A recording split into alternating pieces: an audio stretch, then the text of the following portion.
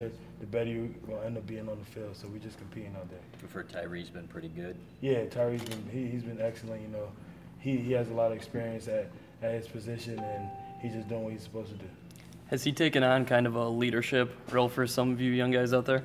Yeah, Tyree. You know, most of the young guys go to Tyree when they need something. You know, because they know Tyree been in the system for about a year and a half now, so he know what he's talking about when it comes to plays and stuff. Josh, he had mentioned last time he talked to us that the communication between you two was really good, that was like a plus. Can you detail that a little bit? Yeah, me and Tyree, so last year, me and Tyree was with the twos. So we built kind of a relationship. We built kind of a relationship there, and during the spring, it kind of progressed and it took a bigger step. And then throughout this camp, it's just been on click, like everything, like we basically know each other. It's like we playing half-half. Is it getting to the point where the communication, maybe you don't need to say something? Yeah, sometimes we just look at each other and we know what we have to do. The corners, can you talk a little bit about Levert and his progress? It was Coach Sorda said the other day he's really come on. Yeah, Levert, been struggling with some stuff in the spring, and get a lot of play time because he was struggling with like some injuries. But he came back this camp and he just took off. Vert, he a very competitive player, and he takes everything, like his technique, his physicality. He takes that, like he prides himself and stuff like that. So Vert just took a big step this camp. Does it put any emphasis on hearing Coach Zordich yesterday talk about the lack of progress with the corners? Does it put any pressure on you guys as safeties? No, I got faith in them. They're young. It takes time. They can't be as consistent as all the other older guys. So, you just got to keep pushing them to be more consistent. It takes time. I'm not forcing anything. It's not bothering me. Have you guys talked to them a little bit? Yeah, I talk to them on the daily. We with each other throughout the whole day. So, I talk to them, try to make sure they head right so they could focus because, a lot of them don't know what it takes to stay focused and be consistent, so I try to help them out. Is there an area that they're especially struggling? Is it deep? Is it? Nah, it's just they just got to be more consistent. Does this game mean a little more to the Florida guys?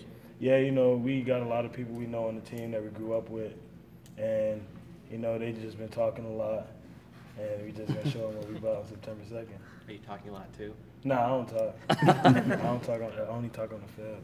Florida didn't offer you, did they? Nah. You take that a little personal?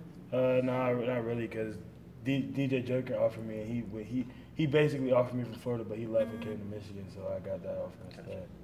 How many guys you know on their team?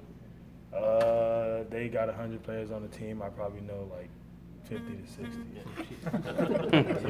It's a lot. Were you guys started transitioning to looking at them and what they're doing and getting ready? We still kind of working on ourselves as a team.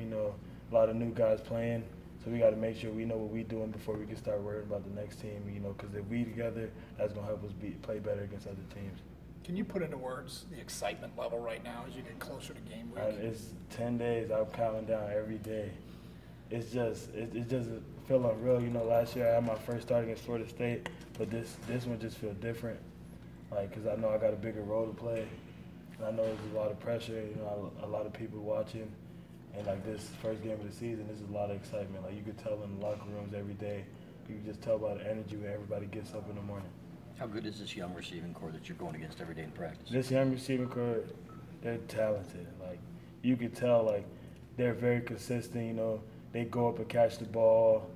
They learn their plays. Like they pride themselves in doing the right thing. Like if they mess up, you can see them like, all right, like now I got to go back. Now I got to focus on this. Like we have free time. I walk by, they on their iPads going through their plays, making sure they know everything. They're just very talented. Have they gotten the better of you this fall, would you say? I mean, we go back and forth. It's a lot of days. You win some, you lose some. It's been smoother for you to just play one position? I'm going back and forth, because we never know what's gonna happen. I could play both safety and viper, so coach want me to get reps at both, so that way if something happen, I can fill in anywhere I need to. But more at safety? Yeah, most likely. And has that helped you to kind of focus in on that spot, knowing that that'll probably be for the most part? Yeah, it helped. Clay Hudson is taking over at the Vipers and taking snaps. Yeah, we go back and forth. Right. Has he come to you for any advice on how to play the position, or do you guys talk back? Have you guys talked back and forth and compared notes? He took that position to himself. Like it fit him perfect. Khalid, he just fit the Viper position perfect. Coach Brown, Coach Parcher has been helping him out. He didn't really need my help. I barely had experience at the Viper position until recently, so he don't really come to me to ask me questions about that. What makes him a perfect fit there? League downhill. He's a downhill player. You know, he like playing in the box. He like being physical. So that fits him perfect. Jabrill Light? Say it again? Jabrill Light? Yeah. Okay.